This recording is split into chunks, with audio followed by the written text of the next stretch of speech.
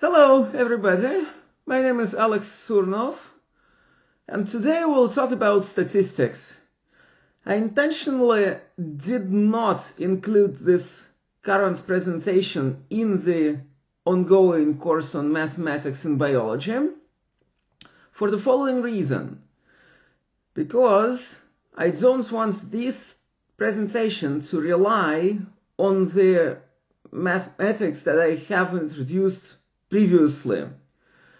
In turn, because I want this presentation to be adapted to the listeners who want to digest as many statistical tools as possible with the minimum of mathematical background.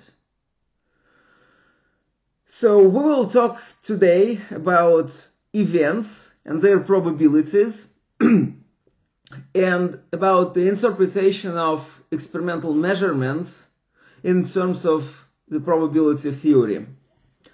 An event can be, for example, an outcome of a flip of a coin.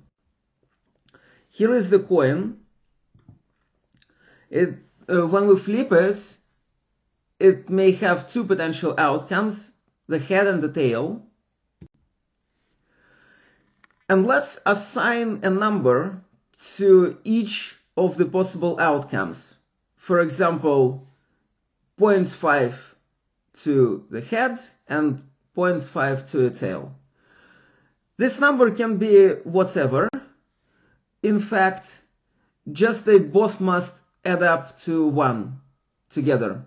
So the coin can be disbalanced, the probability of one side can be, 0.25, the probability of another side can be 0.75, or it may be 0.1 and 0.9. If we have a dice cube, the probability of getting just one side upright is 1/6 if the cube is perfectly balanced, and the probability of not having the particular chosen side upright is 5/6, meaning the remaining probability, the total probability of 1 minus the probability of the chosen side.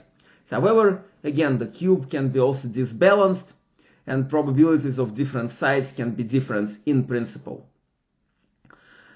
Usually, the probability theory deals with the events with unknown probabilities, such as weather forecast, for example. And then, mathematicians and data scientists have to infer the probability from some dynamic laws, from some mathematical models, and from experimental observations as well. Before actually discussing how to apply the probability theory, let's introduce some formal concepts and formal relations between probabilities without actually telling yet how to apply probabilities to real measurements and what their physical meaning is. Let's just go over a very limited number of formulae that will be helpful later on. Probabilities are quite convenient to be visualized as areas of certain shapes in a finite domain.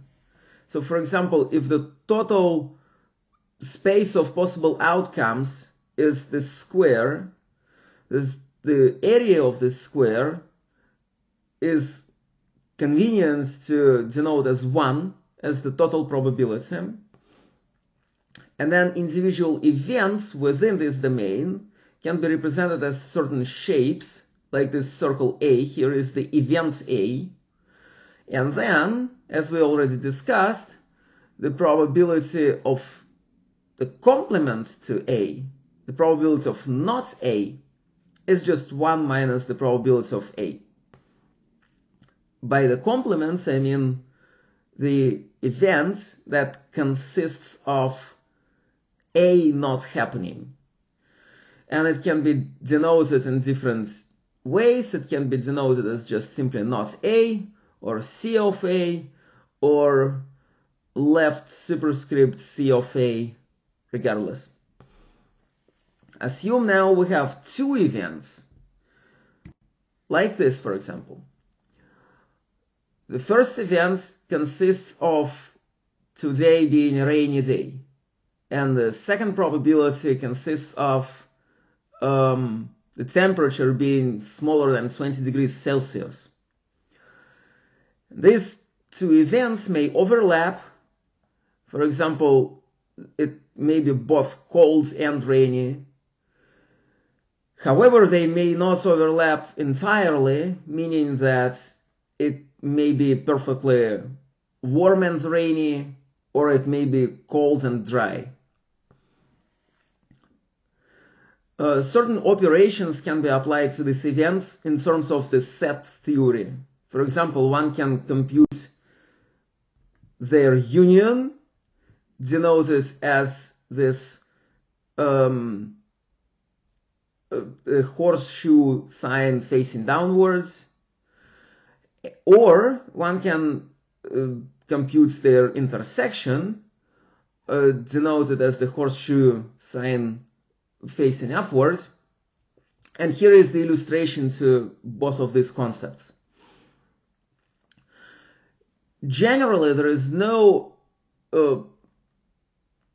explicit formula for the probability of the intersection of the two events, but there is a general formula of the union, of the probability for the union. And here it is. The probability of the union is just the area of this shaded shape, meaning that in order to compute this, we have to add together the probability of the events A with the probability of the event B, but then the area of their intersection will be counted twice. Once when we computed the area of A, and second time when we computed the area of B. So in order to compute the area of the total shape of the union, we'll have to subtract the probability of their intersection, as written here. Note that if the two events do not intersect, then this term vanishes, and the probability of their union is just the sum of their probabilities, as shown here. If the intersection is empty, the probability of the union is the sum of the probabilities. In some cases, although, the probability of intersection can be expressed in terms of the probability of A and the probability of B. In some particular case, sometimes the probability of their intersection is nothing else than just the product of the probability of A and the probability of B. And then such two events are called independent. This is the definition.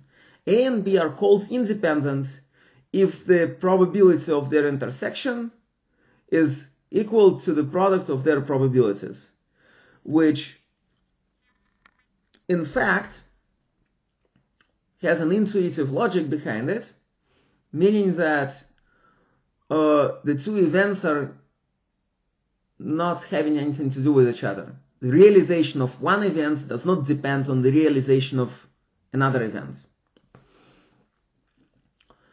It doesn't mean that A and B don't intersect. They perfectly can intersect and be independent simultaneously. For example, example number 1. Two sequential tosses of a coin.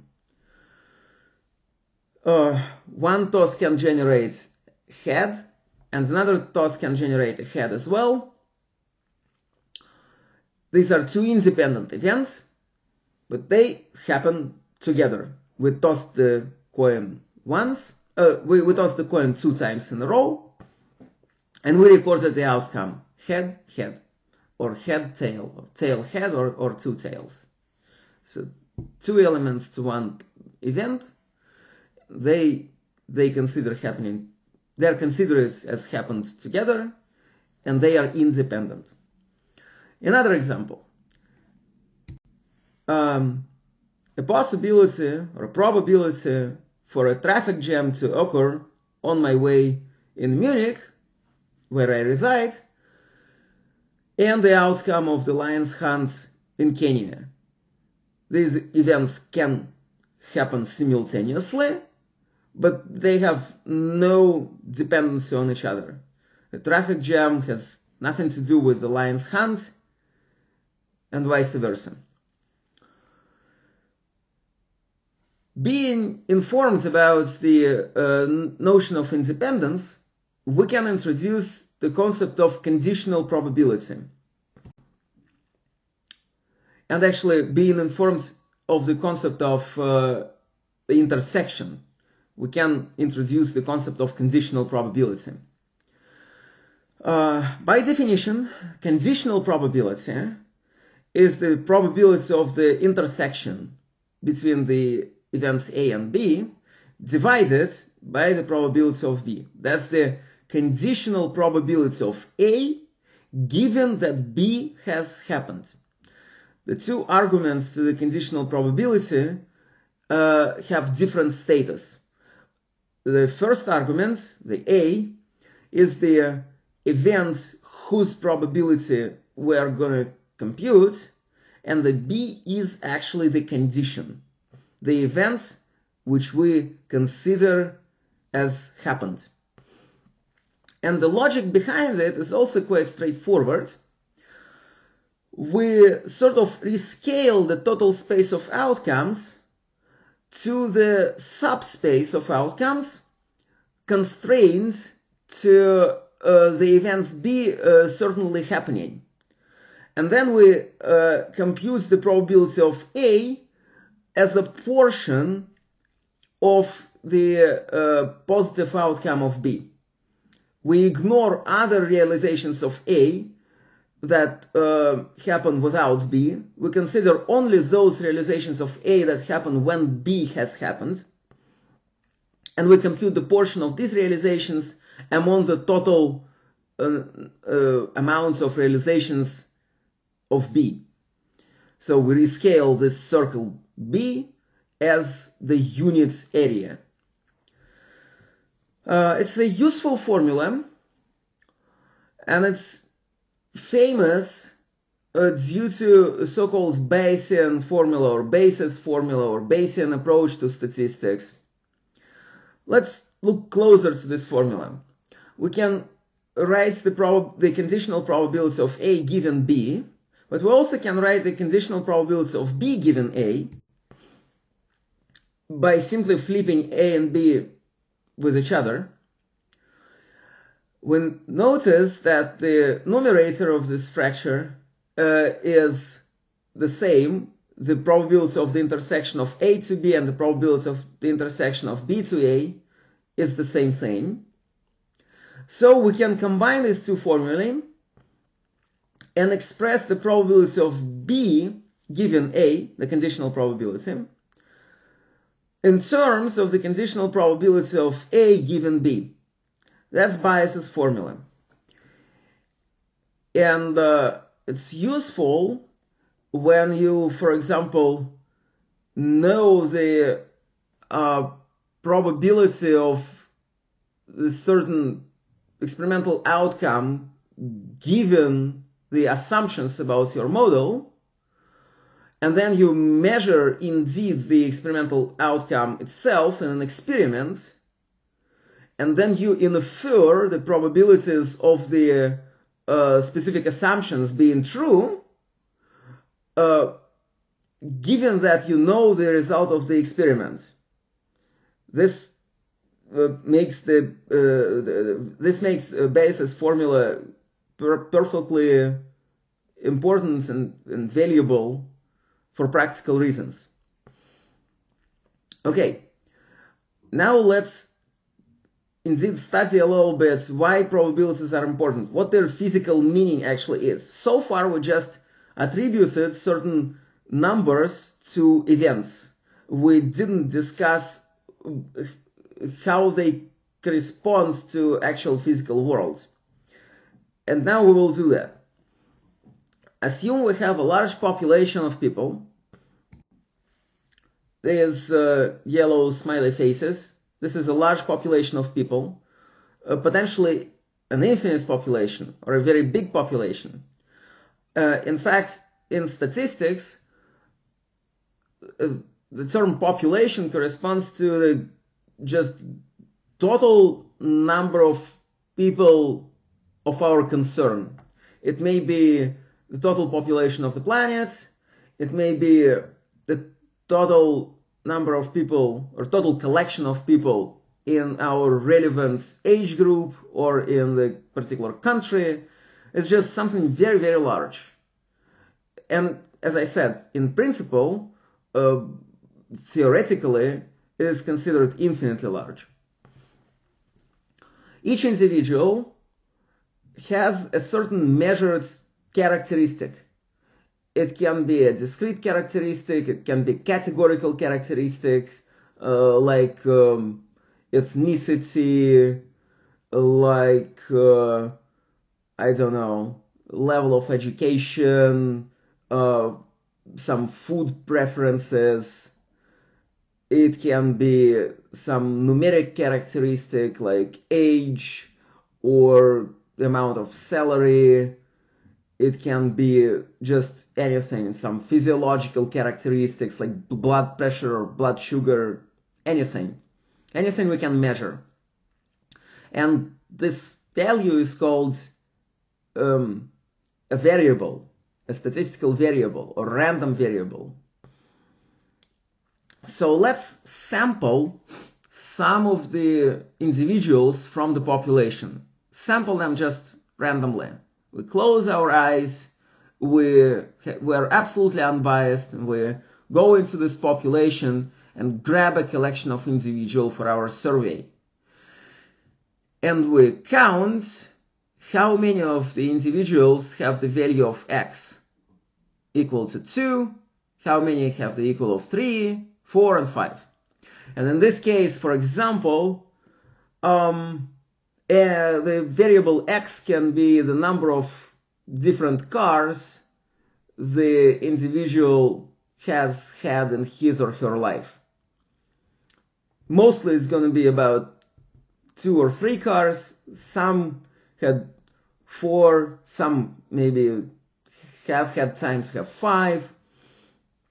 Here is the number of people sampled.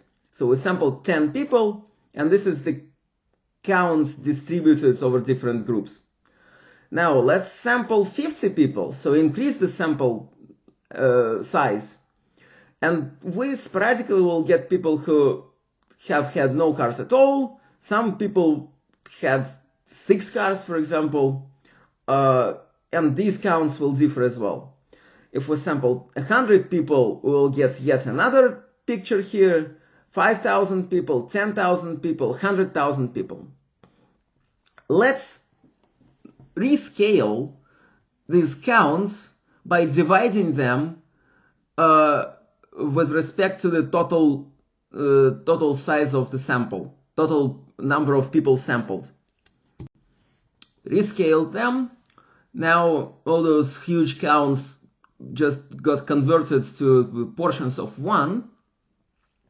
And the good feature of probability, a variable feature of probability, is that if you define it mathematically right, the portions of people in the given category sampled will tend to the probability as the sample size increases.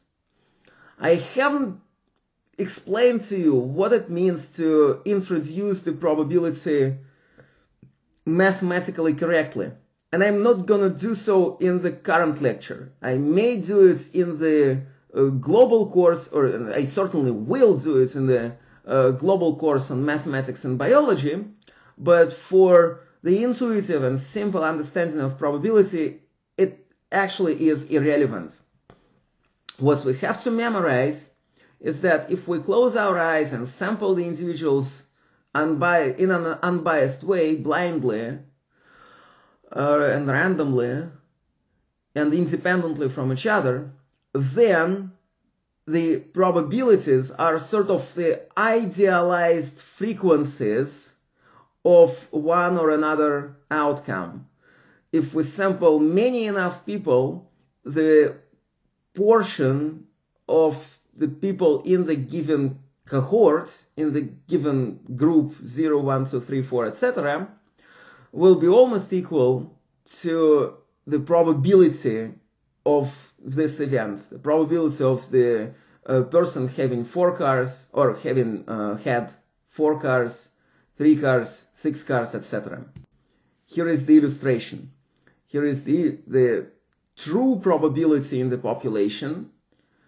A modeled probability in the population. I haven't measured it. I didn't conduct a physical sociological survey, but I just presumed it's roughly like illustrated here, and then I sampled electronically, virtually. I sampled the individuals from my modeled population, and here is the outcome. When the sample size is small, the distribution differs from the ideal one quite considerably, but as the sample size increases, it becomes closer and closer to the actual values of the probability.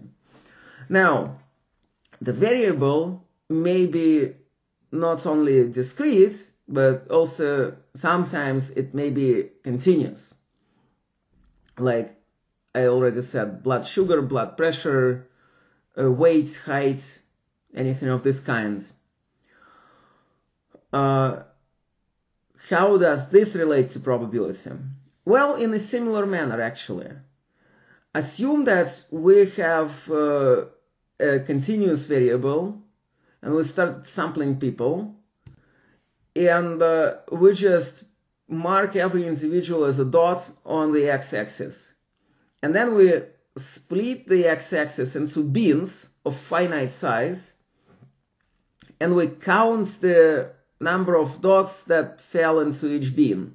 Here is just one dot, one individual. In this bin there happen to be 2 or 3 actually.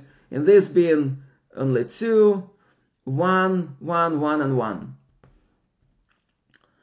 And we also normalized or rescale these counts by the total number of observations and by the size of the bin. And we keep sampling and keep recalculating the bins, the counted and rescaled values in these bins. And at some point, the number of individual samples becomes so large that we are now flexible to shrink the bins a little bit, because each bin anyways will have many enough counts in it. So from this wide bins here, provided by 100 individuals sampled, we can go down to narrower bins here in case of 5,000 individuals sampled, to yet narrower bins in case of 10,000 individuals sampled.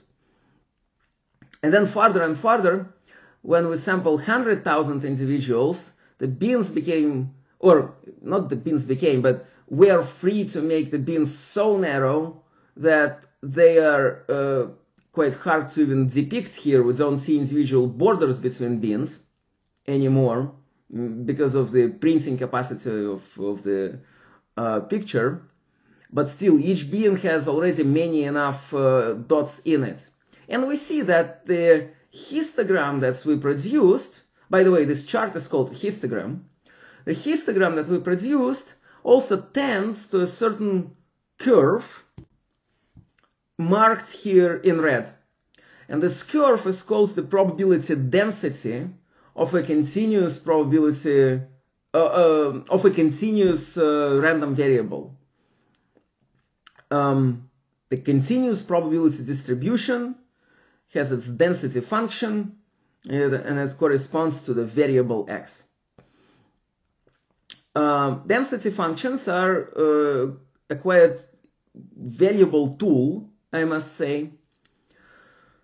They are quite useful for visualizing different statistical characteristics of random variables. For example, the mode. The mode is nothing else than the x-coordinate of the summit of the curve, assuming that there is just one, then that it is not ambiguous. So we have a density curve of this kind. Here is the peak. Here is its true mode. And also we can estimate the mode from a limited experimental sample. So we sampled the individuals from this general population, from the population characterized by this distribution. We received these numbers here. Well, they are rounded. The distribution itself is continuous, but I rounded the samples just to make it easy. And then we see that the most abundant element in this sample is 7. Not elements, the most abundant value across all elements is 7. It comes there 3 times. Various other numbers come in smaller quantity. In addition, one can estimate the median. The median is such an x-coordinate below which and above which there is the equal area under this curve, the equal number of individuals in the total population, the equal probability of having the individual with the characteristic above this value and below this value. And the experimental estimate for the median can be computed the following way. You have your sample, you order the elements of this sample, the sampled individuals, making sure that the values increase or do not decrease. And then you choose the value below which and above which there is the equal number of individuals. This value may belong to the sample, or it may not belong to the sample as in the provided case. And in such a situation, you just select the 2 closest values of your sample, the 2 closest ones to the mean, to the median, and then you simply take the average between them. So in our case, you select 5 and 6, and you just interpret 5.5 as the median value for this sample, the median estimate grounded on this sample.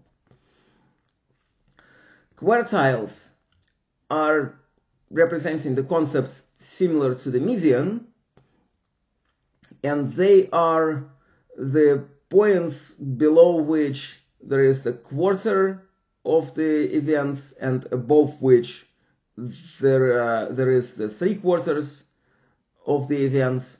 That's the first quartile. The second quartile is the same as the median. And the third quartile is the value below which there are 3/4 of the events and above which there is just 1/4 of the events. The range between the first and the third quartiles is called the interquartile range, and it is depicted here. Which other parameters can the distribution have, or a distribution have? So here are some other examples. A distribution can have such a parameter called the mean. In case of a discrete distribution, when the variable can take only discrete values, the mean is nothing else than just a weighted sum of all possible outcomes, possible values of this variable, with the weights being equal to the probabilities of this particular event, of this particular outcome. So if the discrete random variable can take the values of 0, 1, 2, 3, it's going to be, its mean is going to be 0 times the probability of 0, plus 1 times the probability of 1, plus 2 times the probability of 2, and plus 3 times the probability of 3. Mean, the median, and the mode are together called the measures of central tendency, because they somehow indicate the values around which the samples tend to aggregate in different means. The interquartile range and the variance are in turn the measures of the variability of your random variable, the measure of spread. The variance is the weighted sum of the squared deviations of each possible outcome from their mean. So for all possible outcomes 0, 1, 2, 3, we compute the distance from 0, from 1, or from 2, or from 3 to the mean. We square it to make sure that the deviation of different sign don't cancel each other. And we also take its weighted sum, with the weights being equal to the probability. The variance is called sigma squared, and here is the formula.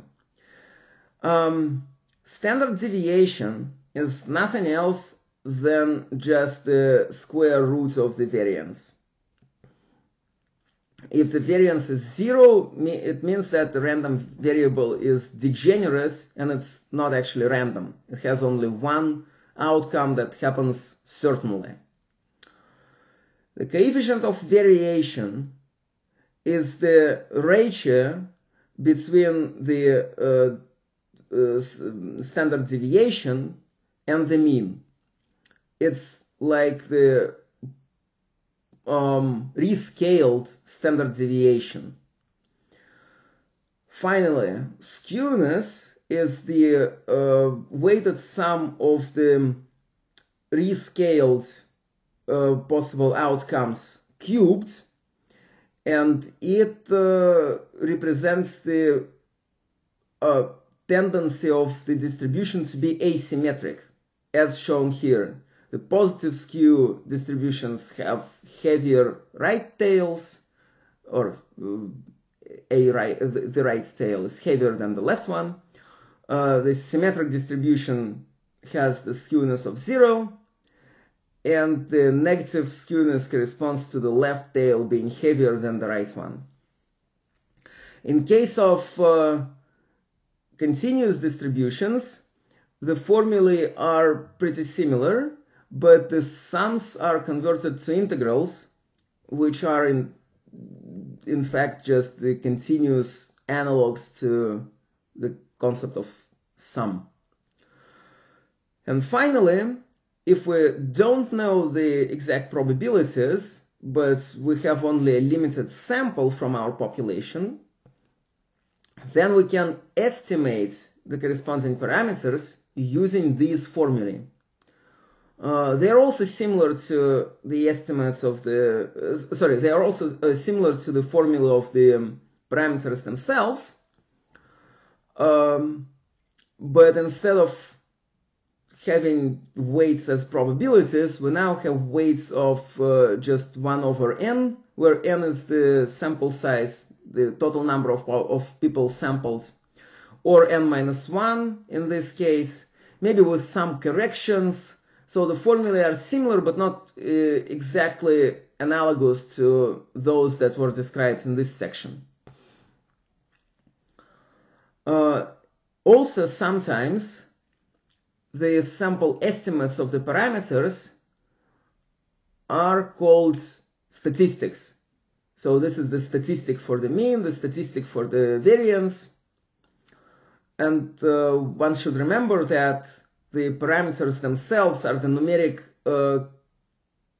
numeric characteristics attributed to the population globally. So the whole population is characterized by one number, the mean, and by one number, variance, versus the sample estimates of the corresponding parameters, which are the characteristics of the sample.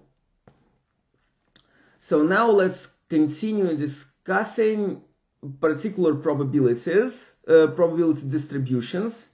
And actually the only one that we will need massively is the so-called normal distribution. It is a continuous probability distribution whose density function has the following shape. It's the mathematical expression for this curve.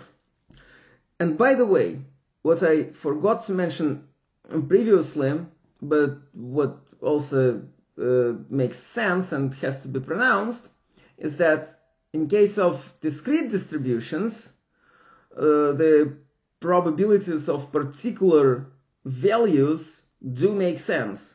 If the possible outcomes of the random variable is 0, 1, 2, 3, then there are probabilities of this variable being 0, being 1, being 2, or being 3. However, if the probability distribution is continuous, then the probability of each individual outcome is 0, because it's equivalent to picking an individual point from the x-axis, which has infinite number of points. Instead, one can talk about the probability of the variable x being confined within a certain range, as we did for the median and for the quartiles. Then the probabilities are indeed finite, non-zero, and they are represented by the corresponding area constrained by the density distribution curve.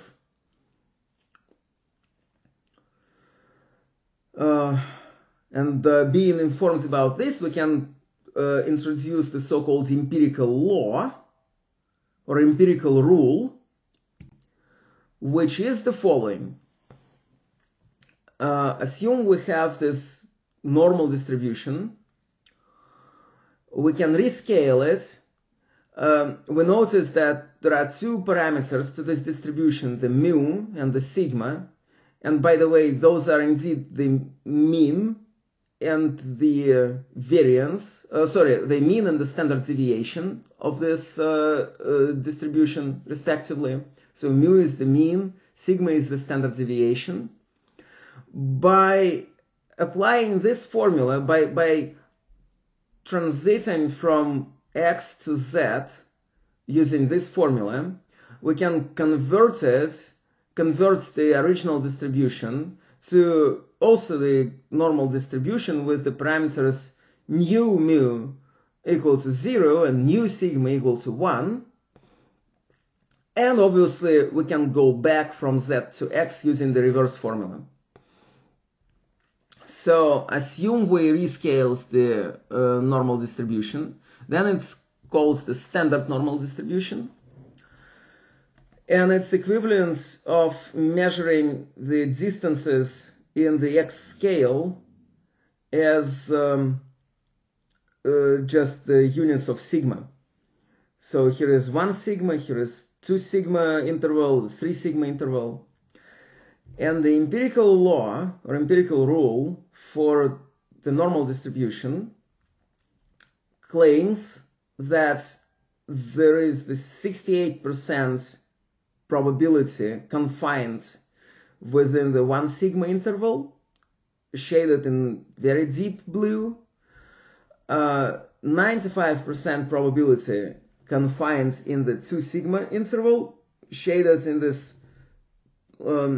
intermediate blue and the deep blue portions together, like from here to here, and 99.7% percent probability, roughly. These are all rounded numbers, but quite precise.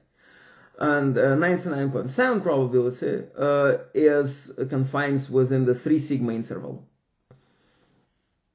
Let's just keep this in mind. The normal distribution is also called the Gaussian distribution, after Carl Friedrich Gauss, the inventor of this distribution and a genius mathematician of the 18th century in Germany. And I will sporadically use these terms just instead of each other. I will interchange them. When we learned about the normal distribution, it's time to pay attention to the so-called central limit theorem. The central limit theorem operates also the concept of a sample, finite sample.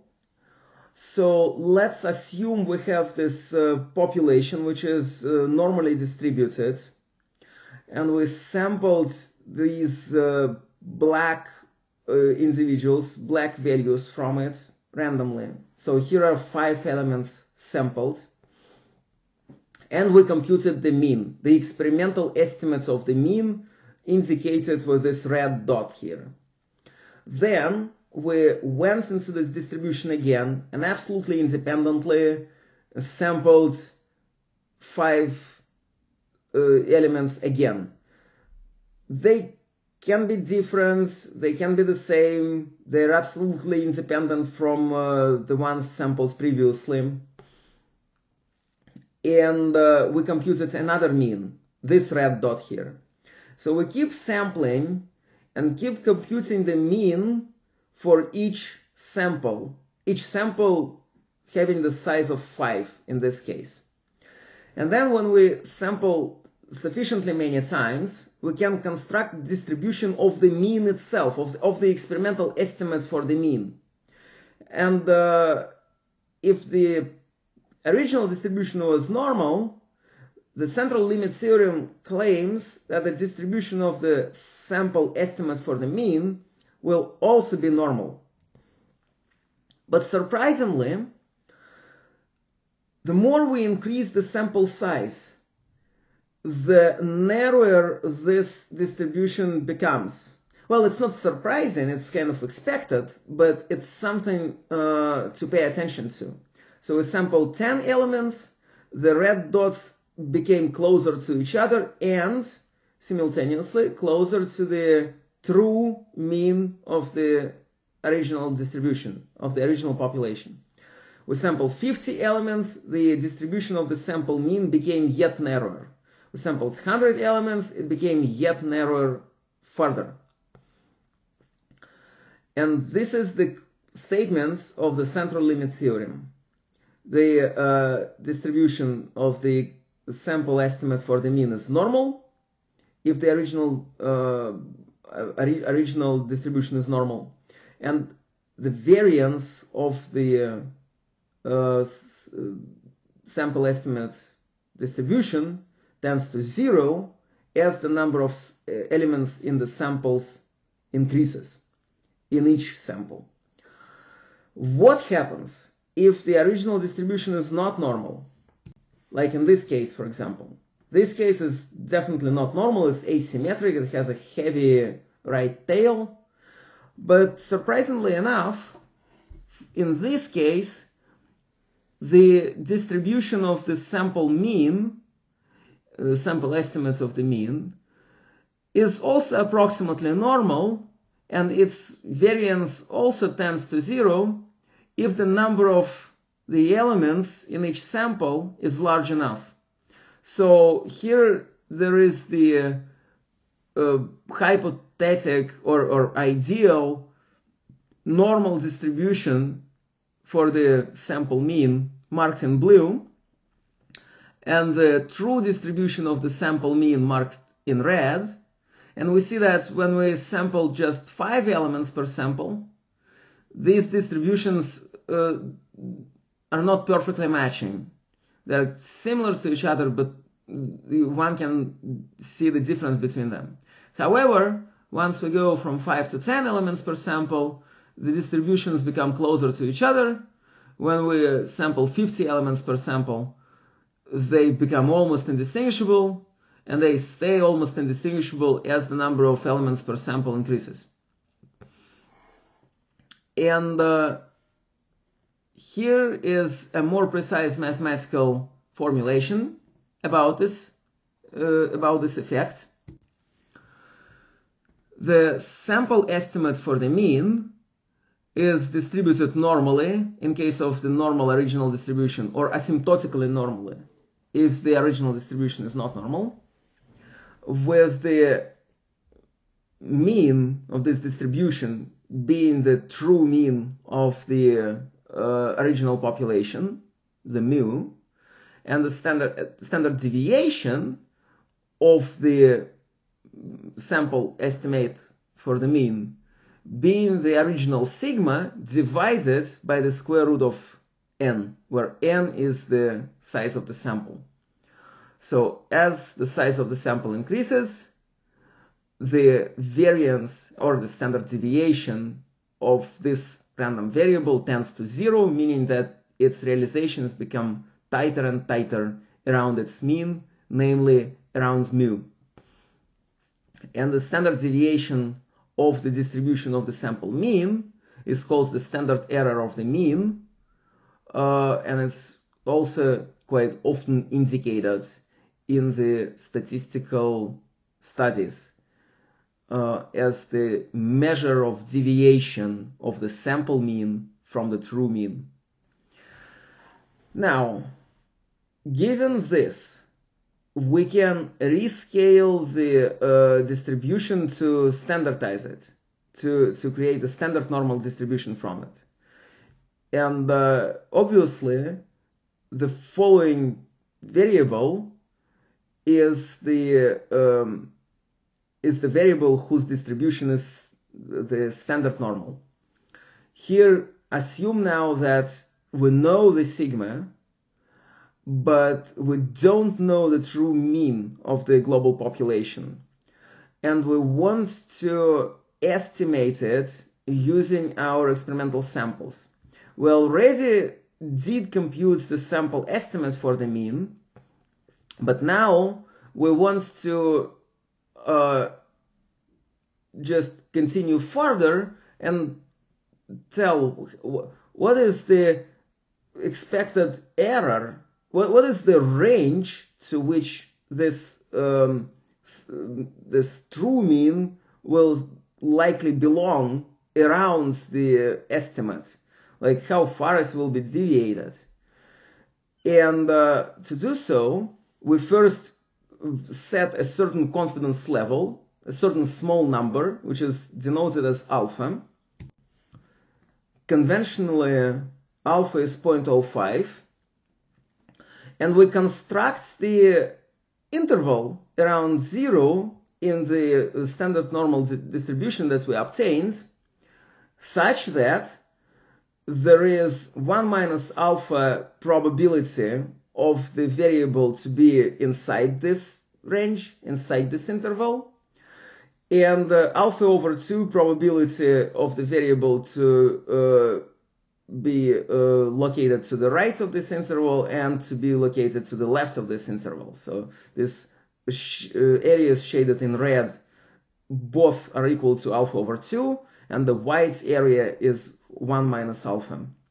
So in this case, by definition of the probability distribution, the probability of the measured variable that we just have introduced here to be confined between those two values, the negative z with the index alpha over 2 and the positive z with the index alpha over 2, is just 1 minus alpha. By rescaling this formula back, we can claim that the interval with the following borders, the x bar minus z alpha over 2 times sigma over the square root of n, and x bar plus the z alpha over 2 times sigma over the square root of n covers, so this interval covers the true mean with the probability of 1 minus alpha, which is a pretty large probability. Given that alpha is small, 1 minus alpha is 0.95 in our case. So once these values are computed, we can claim that the true mean is confined within this interval, or better saying that the interval covers the true mean with the large probability of 1 minus alpha. This interval is called the confidence interval, and the radius of this interval is called the margin of error.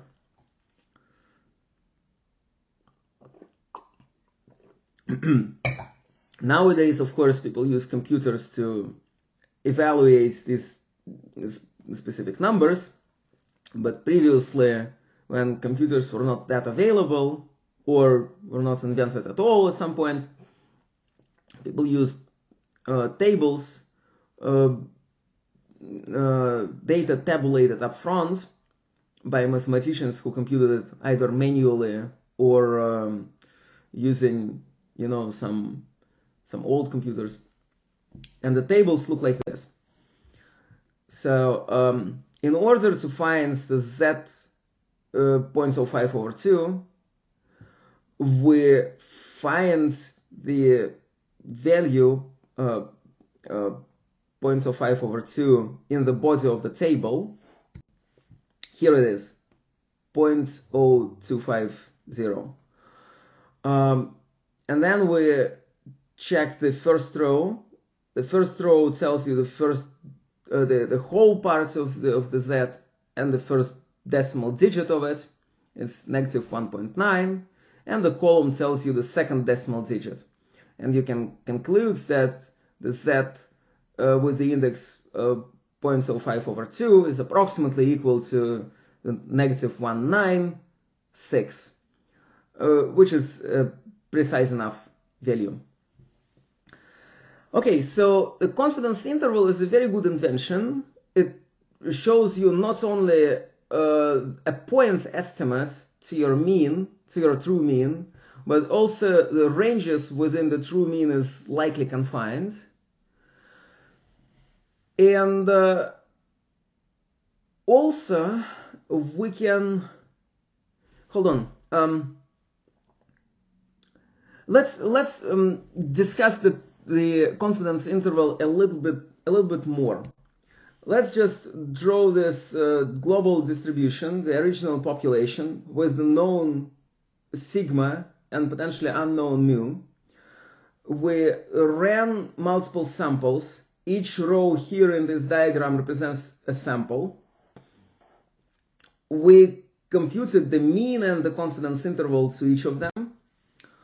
And we see that, as I already explained, the portion of individual intervals that do cover the true mean of the global population is very large. Essentially, among all these samples, only 2 provides the intervals that do not cover the true mean. This one here and this one here, what I'm showing. All others do cover the true mean. But this was done in the assumption that we know the true sigma. We use the sigma severely in the computations for the margin of error. What happens if the sigma is unknown? We cannot employ this formula anymore because the z values were computed for normal distribution with the known sigma, and the sigma is specifically standing here. However, if we do not know the sigma, clever mathematicians have already worked it out what to do. First of all, you have to replace the sigma with its sample estimate with S, which we discussed previously. And then, instead of the Z value, you will have to take the so-called T value equipped with two indices. One is alpha over 2, it's just the same alpha over 2 as we computed for the Z value. And the second index is the parameter of T, which is called the degrees of freedom. And in this case, it must be equal to the total number of elements in the sample minus 1, the sample size minus 1. So there are also tables for T, and there in one dimension you will find your degrees of freedom and you have to choose the correct one. On the other dimension you have the values for alpha or alpha over 2, and you choose the appropriate T value in the intersection of these two dimensions. And then the logic behind computing the confidence interval is just the same as we discussed for the case where sigma is known. The only thing that it does visually to the confidence interval, this procedure just extends it a little. So here the thin red lines corresponds to the confidence intervals in case of the known sigma, and the thick pink lines, thick pink segments corresponds to the confidence intervals when sigma is unknown, which is not surprising because having the sigma unknown, you introduce more chaos to your prediction. You don't have that much of information as you had previously.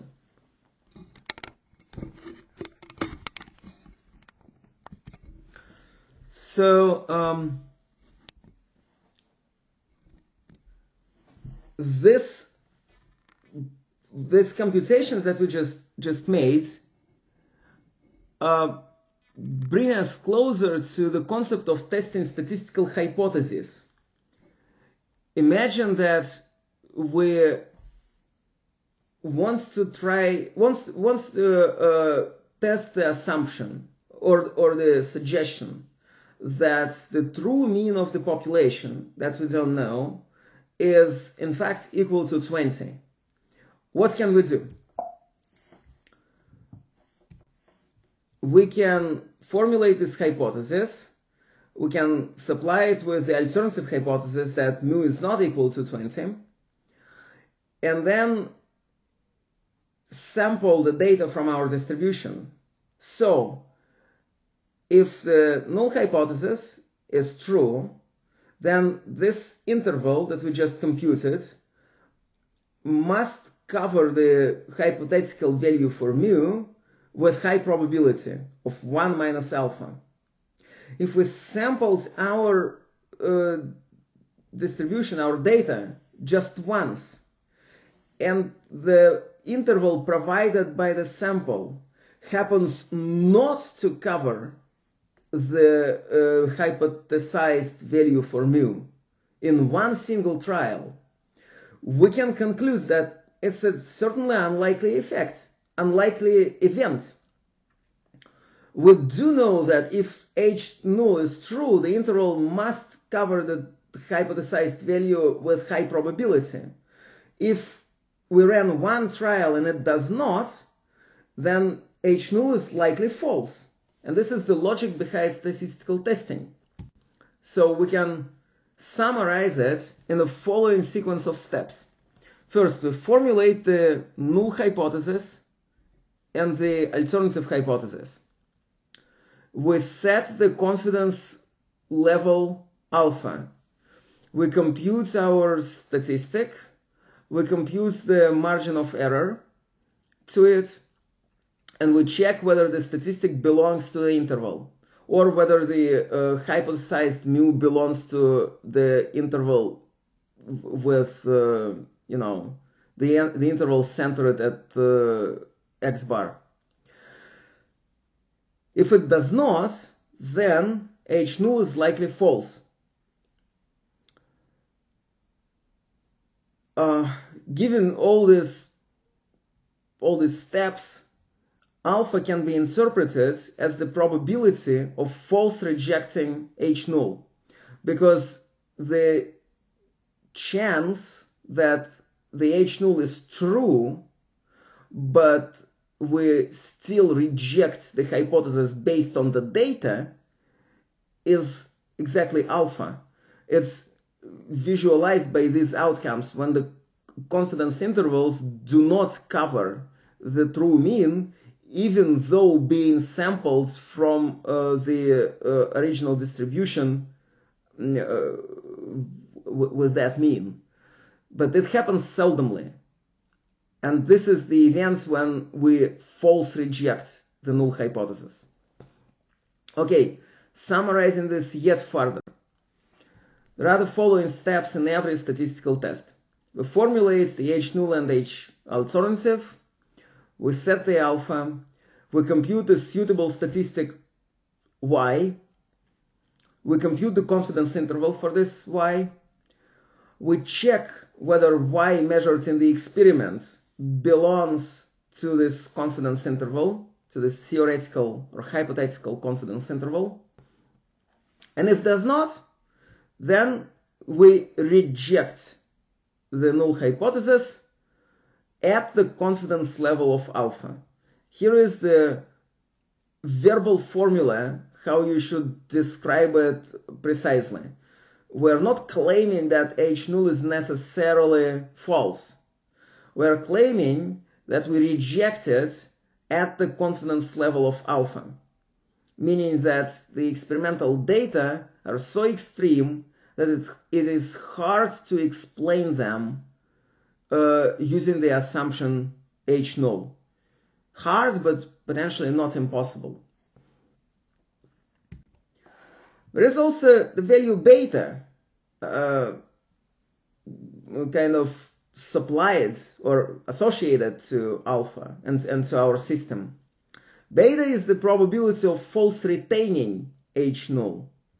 When H null is truly wrong, but the data is such that they provoke us to adopt H null. And generally speaking, there is no easy connection between alpha and beta. So we cannot recalculate one from another. Using statistical tests, the researcher usually controls for alpha, as we spoke through in these steps. To control for beta is much harder because you have to model the behavior of your system under the alternative hypothesis, which is yet broader. The null hypothesis is sort of degenerate, is the simplest possible hypothesis, the least interesting hypothesis. The alternative hypothesis can cover multiple different possibilities which involve the effects that you don't know, which you want to study actually. So you generally cannot control for beta, but it's useful to be aware that beta exists at least. So these are the steps. Of course, usually you employ some software to compute, to do these computations for you. And what the software does, it doesn't usually provide you the answer significance or not significance. Instead, it provides to you a number which is called a p-value. Often software returns the p-value. The p-value is such alpha for which the statistic y, for example this one in our previous case, indeed does belong to the confidence interval. And then, when you see the p-value, you first of all should remember that this is just the alternative formulation of the steps that we have discussed. And secondly, when you see the p-value, you should compare it to the alpha that you set up front, and from this comparison you should make your conclusion. Usually the alpha used as a p-value cutoff is 0.05, as we already discussed. So if your p-value returned by the algorithm is smaller than 0.05, you reject the null hypothesis at the confidence level of 0.05. Otherwise, if the p-value is greater than 0.05, the null hypothesis can be retained. You have no reason to reject it based on your data. The null hypothesis can explain the experimental data. All right, so that was the so-called one-sample t-test. Which other t-tests are there? So here is the one-sample t-test with two tails. We computed the confidence interval centered at the peak. Also, one can compute the t-test which is one-tailed. We're testing pretty much the same thing, so we also compute the same statistic, but we construct the confidence interval differently. Instead of splitting the alpha into the two tails, we attribute the alpha only to one tail. So here the area equals to alpha, and then we reject the null hypothesis if the measured statistic falls into this tail, and we retain the null hypothesis if the measured statistic falls into this side of the distribution. Which hypothesis does this test correspond to? Well, the null hypothesis now is going to be that the true mean is smaller than or equal to the hypothesized mean, and the alternative hypothesis is that the true mean is greater than the hypothesized mean. Alternatively, you have a flipped one-tailed test with the hypothesis H null being mu greater than or equal to the hypothesized mean, and the alternative hypothesis vice versa. But usually, or sometimes at least, statisticians use a certain slang expression, certain jargon, when they substitute these inequality signs here in the null hypothesis with the equality sign. Usually they understand what they are talking about, but it can be confusing to the people who are not that much familiar with the field. So I'm just warning you that if you see the null hypothesis mu equals to mu asterisk and the H1 mu is greater than mu asterisk, it refers to a one-tail t-test in exactly the same concept as illustrated here. Also, there are two samples t-tests, and they refer to the situation when you have two different populations and you test a hypothesis whether their means are equal to each other, not to a certain hypothesized value that you derive from your previous measurements or mathematical model or that you were told by someone, but you compare two population means with each other. This can be the, I don't know, measures of blood sugar in different cohorts of people before and after treatment, or with treatments and without the treatment. It can be the profit measure of your company with the two business strategies employed, something like this. So we have two samples, probably of different size. So this sample has the size n sub 1, and the second sample has the size n sub 2. The first index refers to the attribution of the elements to a given sample, and the second index just iterates through the elements in the given sample. And then there are several populations. Sorry, there are several different variants of the two-sample t-test. First of all, the samples can be paired. If the number of elements in each sample is the same, and if there is an unambiguous one-to-one correspondence between the elements of one sample and the elements of another sample. So, for example, you have one cohort of people, you measure their blood sugar before giving them a pill and after giving them a pill, but those are the same people. So you measure each individual twice, and then you have the one-to-one correspondence between the elements of your samples. This number and this number is attributed to the same individual, as well as these two numbers are attributed to another individual, another separate individual. Okay, an unpaired t-test is when you don't have such a correspondence, and unpaired t-tests also come in two different variants. Either you assume that their variances are the same, you know it from somewhere, you know it from your mathematical model, or you know it from previous assumptions, previous measurements, or you know it from whatever. And then you use an unpaired t-test with the two variances being equal. Or you cannot make such an assumption because by default you don't know the sigmas, and then you use the broadest possible t-test with the highest possible degree of chaos to it, also known as Welch's test. So the original t-test here is called the student's test because it was published by the person with the surname Gaussian, who was prohibited to publish it by his employers, and so he published it incognito under the pseudonym of student. But then later on, the researcher named Welch updated this test and they extended it to the situation when the sigmas are when the sigmas may not be equal to each other.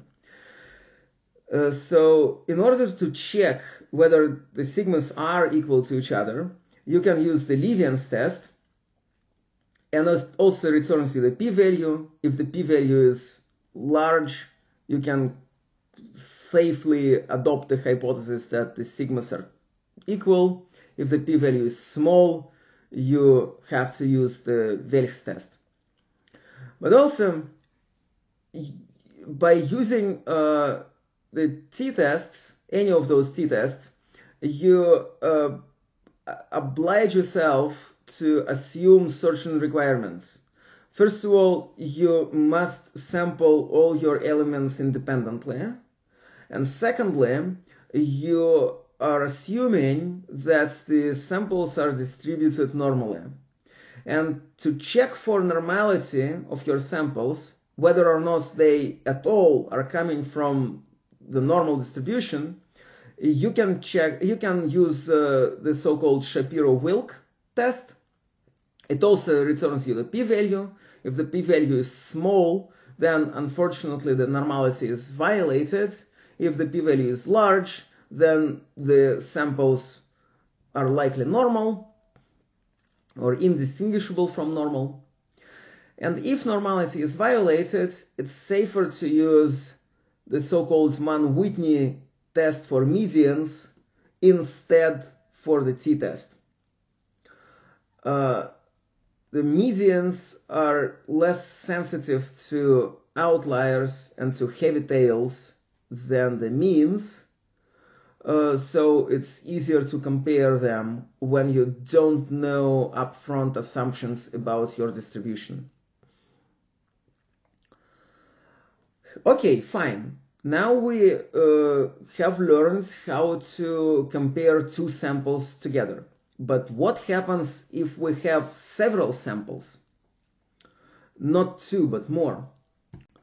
Assume we have m samples, possibly of different size, denoted just as previously, with the first index iterating across different samples and the second index iterating across the elements within an individual sample. What can we check about this array? Well, we can check the hypothesis, for example, that all their means are truly the same, with the alternative hypothesis being that just not H null, meaning that the H null corresponds to this picture when we have three samples, for example, and these are the elements samples from each of the sample, and we see that the true distribution of each sample has exactly the same mean for each sample. And the alternative hypothesis covers all these possibilities which do not fall into this picture. It can be that the blue distribution is shifted with respect to the red and yellow. It can be that they all are shifted with respect to each other. Doesn't matter. Like, all these cases fall into the H sub 1, the alternative hypothesis. To check for this hypothesis, one can employ the statistical test which is called ANOVA. ANOVA is short for analysis of variance. How does it work? Well, first of all, what are the assumptions we are restricting ourselves to? The assumptions are the same as for the t-test, independent sampling and normality, which can be checked with Shapiro-Wilk test. But also, the variances in each group must be equal in our case. ANOVA, the classical ANOVA, cannot be applied if the variances are significantly different from each other. For example, such a picture is not suitable for ANOVA if one population is considerably broader than two others, or if they are all, like all of them have different width, because the blue one here is a little bit narrower than the yellow as well. So we have to check the variances, we have to check the normality. If both conditions are satisfied, what do we do? Here are a bit of formulae. I'm not gonna prove how it works, but I will just give you a hint what we're doing. First of all, we compute the group-wise mean. For each group, we compute its mean, right? For the group G, we sum together the elements that belong to G, and we divide it by the number of elements in the group G. That's the sample estimate of the mean in the group G. And G varies from 1 to m, so the total number of groups. Secondly, we compute the total number of samples at all by just summing up together the n sub 1, n sub 2, etc. The total number of samples in each group. We sum them together, we count essentially all the elements of this big array, and we compute the grand n. We also compute the grand mean by adding together all the elements in the array and dividing it by the grand count. And finally, well, not finally, but as a next step, we compute the sums of squares. We compute the sums of square deviations of the group means from the grand mean. So we compute these deviations, we square them, and we multiply them by the number of elements in the given group. And we sum them together. So this is the measure of how much the group means deviates from the grand mean. In addition, we compute the sums of square within the whole array, meaning the sums of square deviations of the elements from their corresponding group-wise mean. That's the value, that's the parameter, how to say, the characteristic that tells you how spread out the data is in general, regardless of the grouping. Finally, you compute the two more parameters, which are just the number of groups minus 1 and the number of the total number of elements minus the number of groups. Those are called the degrees of freedom 1 and the degrees of freedom 2. you divide the sum of squares across the groups and the sum of squares within the array by these parameters respectively to compute the mean squares within the across the groups and the mean squares within the array. And finally, you compute the ratio of those two means of squares. And under the null hypothesis that each of the group has the same mean, this statistic, this value, has the so-called F distribution with the df1 and df2 degrees of freedom. Previously, the T distribution had only one parameter as degrees of freedom, which we used the n-1 for. But the F distribution has two parameters, two separate degrees of freedom, two separate parameters of degrees of freedom, df1 and df2. So you supply this df1 and df2 to the F distribution formula or F distribution table, whatever, and you compute the p-value. So here is your experimental statistic, the F statistic. Here is the p-value, the shaded area, and if the p-value is smaller than your conventional level 0.05, then you reject the null hypothesis of all means being the same at the confidence level of alpha. Okay, good. Assume that our null hypothesis is rejected. We know that some of these groups have different means from others. What does it tell you? Our customers or our whatever employees, how to say it, customers and the people who require the response from us, they want us to tell which groups specifically are different from others, not simply whether some groups are deviating regardless which groups. No, they want to know specifically what is the best group, what is the worst group in our array. And to do so, we can consider comparing the group means to each other. But there is a caveat.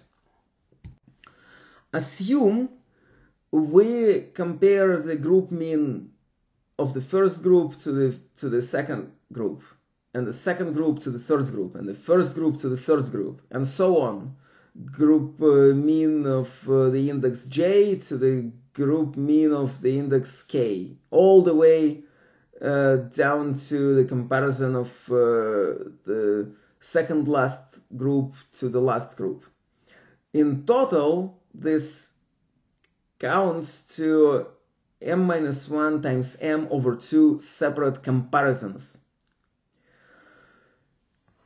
And if we run an individual t-test for each of these comparisons, an individual two-sample t-test, then provided the number of comparisons large, even if the H null is true for each test, the alpha portion of these tests will give you significant results just by chance, because the outcome of the t-test, as we already have discussed, is probabilistic.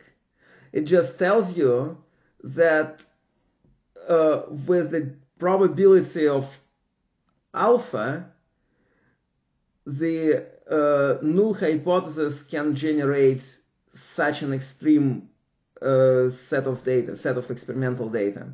And with the probability of 1 minus alpha, it generates, how to say it?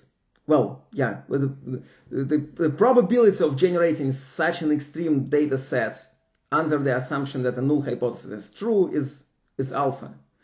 But it's small probability, but it's not a zero probability. And if you run sufficiently many tests,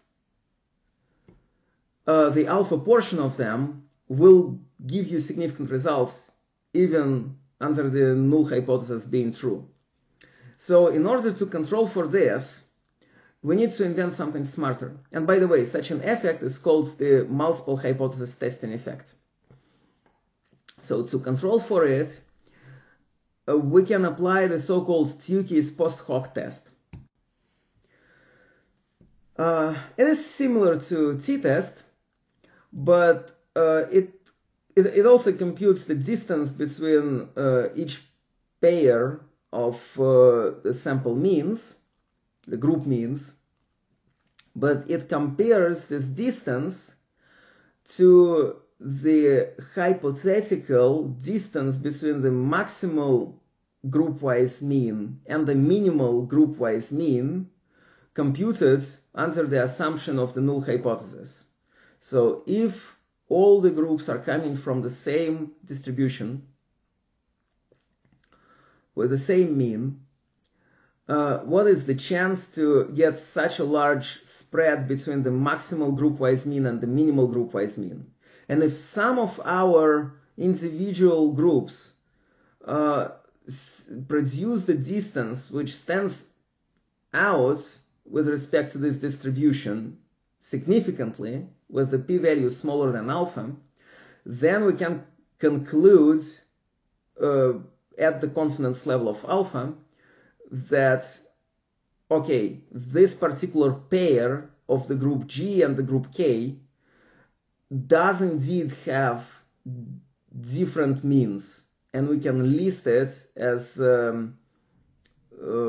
you know, indeed, as the groups having different means. So that's how you deal with the multiple sample comparisons. You use ANOVA, supplied with the Tukey's post hoc test under the assumption that the samples are normal and the variants are the same. Which other statistical tests can we use? Which other statistical tests are there?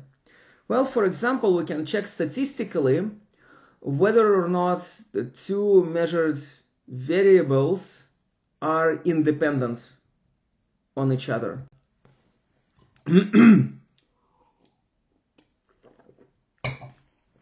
So assume we have a population of individuals, well, not a population, a sample of individuals. And for each individual, we measured the two characteristics, two variables, the car type and the residence, whether it's rural or city. And we notice that in the rural areas, people tend to drive like heavy pickup vehicles, whereas in the city they just drive smaller cars which are which have less fuel consumption and easier to park in the city. So sometimes, although you have people driving city cars in villages and then the people driving heavy trucks in cities, but those are not that abundant. So how can we check the statistical association between these two variables? We compile the so-called contingency table, where we just record the counts of outcomes. So in this case, the counts of individuals both living in a rural area and having a truck is 3. The counts of individuals like with this combination of the outcomes is 1, and then 2 and 4 for the rest of the options. So these are the counts. What do we do next? Well, let's just deviate from pictures. Let's talk specifically about math behind it. So we have two variables, x and y. X can take, they are both discrete. X can take the values 1, 2, all the way to s. Y can take the values 1, 2, all the way to m. So we constructed the contingency table with the counts of observations for each pair of outcomes. And then what we do? We computes the row totals and the column totals. So we sum together all the elements in this column and we compute the C sub S. We count sum together all the elements in this row and we obtain the R sub 2. We also compute the grand count M being equal to the sum of R's and the sum of C's together is the same number. And also we compute the theoretical counts provided the null hypothesis that the variables are independent. So if the variables are independent, the expected counts in the row R and the column C would be what? The probability of the x variable taking the value C small being applied to the row total for the corresponding row. The probability for the for x to be C small is C capital sub C small over M. That's the experimental probability, the estimate for the probability. And when we apply this probability to the row total, we just have to multiply it. This way, you compute the expected count in the assumption that the two variables are independent. So in each cell of the table, we wrote down the experimental count and the expected count, and then we construct our statistic Y by computing the squared deviations between the expected and the measured counts, and divide it by the expected one, and summing them all together over all rows and all columns. So here is the formula for Y. And if the null hypothesis is true, if the variables are indeed independent, then this statistic follows the so-called chi-square distribution. It's a one-parametric family of distributions. It also has a degree of freedom parameter to it, but it has just one degree of freedom parameter. And in our case, what we should do is to compare the experimental statistic Y to the chi-square distribution with the degrees of freedom equal to m-1 times c-1. The number of m-1 times s number 1. The number of columns -1 times the number of rows -1. When we do so, we also obtain the p-value. We compare this p-value, which is represented as this shaded area, to our cutoff value of 0.05. And if the p-value is smaller than 0.05, we reject the hypothesis of independency, and otherwise we retain this hypothesis. Finally, we have one more topic to discuss. We just discussed how to probe for statistical association between the two categorical variables. How to check now for the statistical association between the two numeric variables?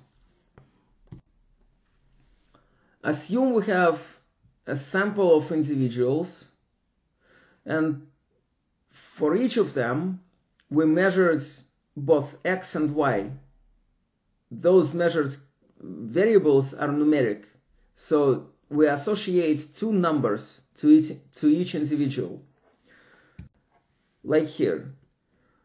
This image is taken from this web page, and in our case, X is like hours and Y is the scores. I don't quite remember what hours and scores mean in this case. It's probably the scores the students have versus the hours they spend for preparing for the exam or whatever. I don't quite know. Likely it's true. Likely it's the student's performance. So what we can do with these numbers, we can plot them on a plane, and we can compute the so-called correlation coefficients between the two variables. To do so, we first compute the sample estimates for the variance using the formula that I already have introduced.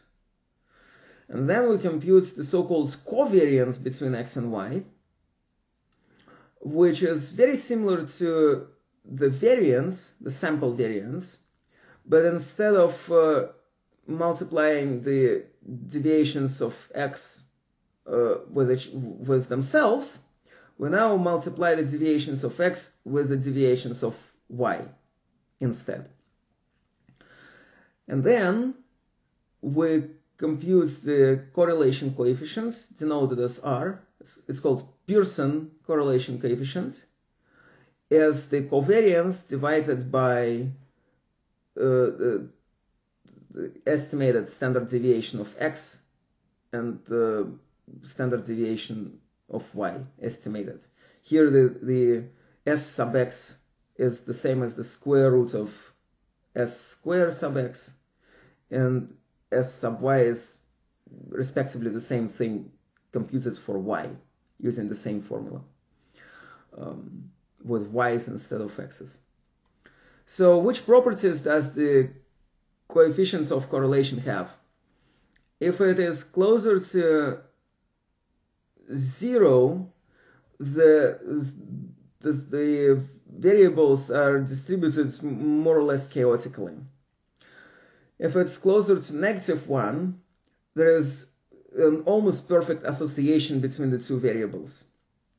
If it's closer to +1, the association is also perfect, but is now increasing instead of decreasing. And okay, if it takes ranges of different, if it's somewhere between the -1 and 0, or between 0 and +1, it represents the different degree of scattering of the data points along the trend.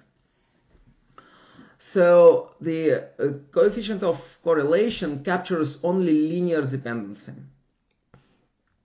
If the original variables are distributed somehow in a more along a more complicated curve than just a straight line, the coefficient of correlation will fail to actually capture them. It can be misled, the coefficient of correlation can be misled by many dots being aggregated somewhere here and one dot standing out as an outlier. Then if you didn't have the outlier, the remaining dots would be distributed chaotically, but one outlier can change the correlation coefficient. But for the picture of this kind, it's quite illustrative, and you see how this coefficient of correlation behaves. You see that its sign illustrates the negative correlation or the positive correlation, negative association or positive association. But what it does not tell you is, first of all, the slope of this association, whether this straight line is very steep or not so steep. And also it doesn't tell you which variable has the causal impact to another, if any. So the coefficient of correlation shows you only the co-regulation of the two variables, the association, but it doesn't tell you that the score is affected by the hours or vice versa. So we can flip the original graph, we can plot hours versus score, and the coefficients of correlation will not change. So it does not tell you if X affects the Y or Y affects the X, or they don't affect each other, but both are affected by the third hidden variable that we don't know. So let's expand a little bit on those two issues. The lack of knowledge of the steepness of the slope and the lack of knowledge about the causal effect between the two variables. The causal effect has only to be hypothesized. There is no statistical... I'm not going to discuss now statistical tools to infer the causal effects. To infer the causal effects, you probably have to do a time series measure, or you must run some controlled experiments when you tune one variable and observe the response of another variable. I'm not going to do that. But the issue of the slope steepness, the slope angle, we indeed can address. And it is addressed in the field of statistics that is called the linear regression. So assume we know that it's the score that is affected by the hours and not vice versa. We call the hours as explanatory variable and the score as the response variable. And then what we can do, we can fit a straight line across the measured data set. And we can estimate the slope of it and check whether the slope is 0 or not. How to fit the line? We can draw just an arbitrary line with the parameters alpha and beta, A and B. This is a general equation for a straight line. Y equals A plus bx. A and B can be arbitrary. Let's choose the A and B such that the resulting straight line minimizes the sum of deviations from the measured data points to the data values predicted by the line. So for each x, we measure the distance from the measured points y sub k to the computed point on the straight line. We square these deviations for the same reason as before, because we don't want the deviations of different sign to cancel each other. We sum them, we kind of consolidate all these individual deviations into a single number, which depends now on A and B only, because we summed over all the x's and y's for the given data set, of course. And then we choose A and B such that this number is minimal possible. How to do it, I'm not going to discuss. I will give you exact formulae. Well, what I want to say is that I'm not going to discuss the mechanism of minimizing this value. I'm just going to give you the formulae for A and B. To compute A and B, we first have to evaluate two accessory characteristics, this SS sub xy and SS sub xx. The first one of them is the sum of the products of x's and y's minus the product of the sums of x's and y's divided by the total number of observations, as written here. The second one is just the same as the previous thing, but with x's inserted instead of y's everywhere. So instead of computing the product of x's and y's, we compute the products of x's to themselves, and instead of computing the product of the sums of x's and y's, we compute the square of the sum of x's, and also divided by and also we divided by the total number of observations. Sorry. Once these two things are computed, we can compute the parameters, well, the estimates for b and a, with b being just the ratio of the two accessory characteristics that we computed, and a being y bar minus b x bar, where y bar and x bar are the sample means of y's and x's respectively. And the straight line that I drew here is provided by the actual values of a and b computed using these formulae. Now, what do we do next? We can check whether b is equal to 0 statistically, whether the true b is equal to 0 based on our computed sample b, so to say. For this, we compute yet another thing. This value of SE, which is the square root of 1 over n minus 2 times the ratio of these sums. And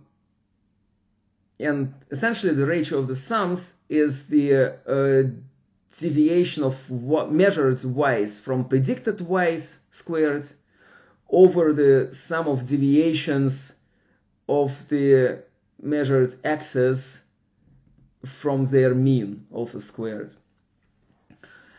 And this thing, under the null hypothesis of true b being 0, is distributed with a t distribution with the degrees of freedom parameter equal to n minus 2. Not the square root here, but the characteristic b over the SE. This thing here is distributed with the t distribution with n minus 2 degrees of freedom. And then you just run the same t-test as we discussed before. You place it onto the x-axis and you check whether or not it falls into the confidence interval for your alpha, or you compute the p-value as the areas between as the areas in the tails separated by this measured characteristic. So strictly speaking, you compute this thing, you take its absolute value, so you just erase the sign to it. If it's negative, you make it positive. You place it on the x-axis and you compute the p-value as the area in the right tail above the computed value and the area in the left tail symmetric to it, or which is equivalent to just having the right area twice, because these areas are the same. And this computed area value will be your p-value, you compare the p-value to the confidence level of 0.05, and therefore you make a statement about your true parameter b being 0 or being significantly different from 0. That's it. On this, I call it done for today. Obviously, statistics as a science is not exhausted by this collection of results that I provided, but they must be sufficient for those people who, use statistics sporadically, not professionally, from time to time, in simple cases, and also it will definitely help you when you discuss your results with statistics experts. Here are some web resources which you may find valuable. Well, Wikipedia, like for sure. Usually statistics articles are quite good there. Some hints about how to use particular software like R, Python, whatever, can be found in this web page and in this web page as well. Specifically, the tutorials for Python statistical tools and R are available in these resources here. There are also statistical tools JASP and GraphPad Prism, which have their own web pages. GraphPad Prism is paid, JASP is free. The MathWorks MATLAB provides a huge environment for multiple scientific calculations. It's a very powerful software, which is also proprietary. You have to pay for it. And also it has a very detailed web page with descriptions. Stack Overflow is a collection of blogs and rather actually chats where people exchange their ideas about solving some statistical problems numerically or mathematical problems. GitHub is sort of a social media for software designers. That's probably the simplest way to describe it. And they have chats as well, and they have blogs and articles. And also I can recommend books written by Ken Black. He is specifically making his materials digestible by people in the fields of business administration, economics, things like that. And also watch please my next videos in the course Mathematics and Biology. There I will be discussing more details about the probability theory, more methods in statistics, interconnection of those to other fields of mathematics. Good luck. I hope you enjoyed. See you at some point in the next videos. Bye.